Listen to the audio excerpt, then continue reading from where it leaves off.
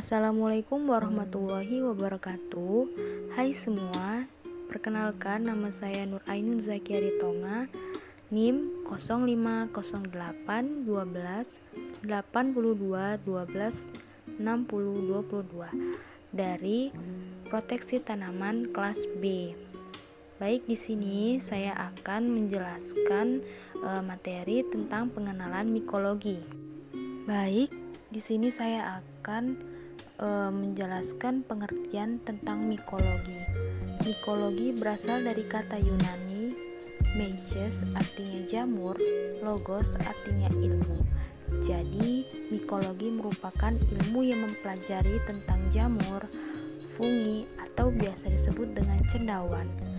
Jamur dibagi menjadi 4 divisi berdasarkan jenis spora seksualnya, yaitu Zygomicota, Ascomycota, Basidiomycota, dan yang terakhir yaitu Deuteromycota.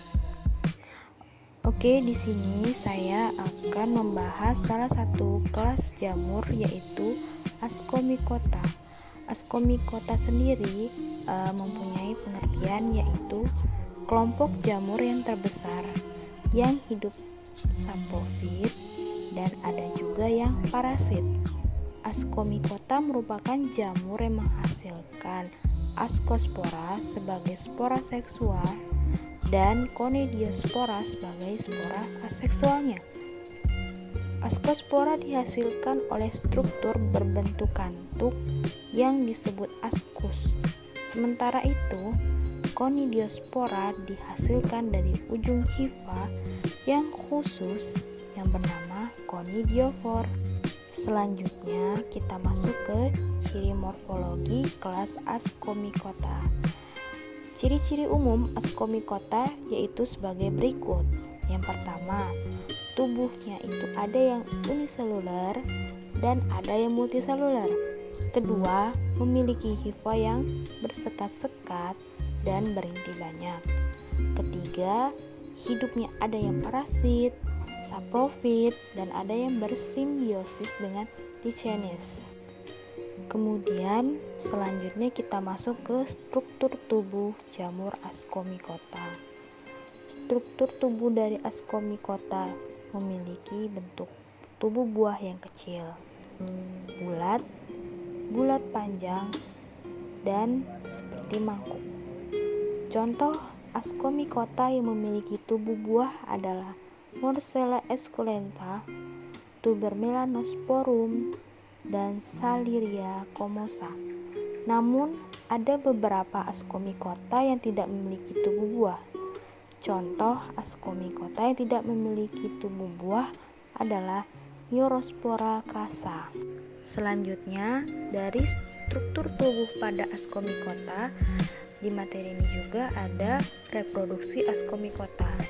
Ascomycota ini berkembang biak secara vegetatif aseksual dan generatif seksual. Penjelasannya sebagai berikut. Pertama, berkembang biak secara seksual atau generatif. Pembentukan spora pada fungi sebagai salah satu contoh tumbuhan berspora akan dibentuk oleh ascus disebut ascospora. Adapun bentuk ascus ini seperti kantung. Ascomycota yang memiliki tubuh buah, organ pembentuk spora disebut ascocarp. Spora pada ascus atau ascocarp bisa disebut ascospora. Kemudian membentuk hifa positif dan hifa negatif melalui peleburan ascus. Hifa positif disebut ascospora, kemudian membentuk hifa positif dan negatif melalui peleburan ascus. Yang kedua, perkembangbiakan secara seksual atau vegetatif. Pembentukan spora berasal dari conidiofor atau disebut dengan conidia. Kemudian conidia jatuh pada tempat tumbuh yang sesuai dan membentuk jamur yang baru. Baik, penjelasan yang terakhir tentang contoh jamur dan peranannya di kelas Ascomycota. Yang pertama, fungi yang menguntungkan dari golongan Ascomycota yaitu Contohnya Aspergillus oryzae, di mana berperan dalam pembuatan tauco. Yang kedua, fungi yang merugikan dari golongan Ascomycota, contohnya yaitu Aspergillus flavus, di mana mengandung senyawa aflatoksin yang hidup pada kacang dan media lain yang sejenis, dan dapat membahayakan hati atau liver dan bersifat karsinogenik. Baiklah, sekian dari saya akhiri. Wassalamualaikum warahmatullahi wabarakatuh.